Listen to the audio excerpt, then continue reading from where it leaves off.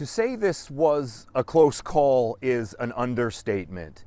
Behind me is where the fire started last night, and this is where it got to. That behind me there is a gas station.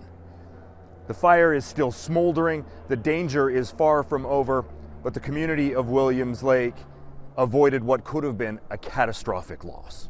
The fire sparked in the river valley just before 6 Sunday night and quickly spread.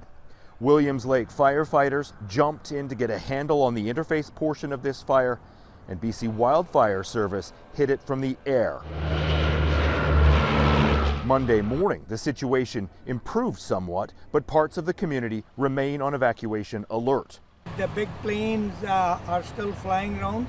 Last night after you and me spoke, there was a few areas flares came up, but thank God all those first responder was on scene. They're working on it and they had a good control. We do not want it to take a chance. That's that nutshell. We are doing the best as we can do. Crew is working on it. Evacuation orders, though, are in place for hundreds more people north of here in Barkerville and in the District of Wells, and south of here between Spences Bridge and Ashcroft. The forecast calling for strong winds and above seasonal temperatures again Monday. The concern in the central part of British Columbia only growing as this fire season unfolds. Aaron McArthur, Global News.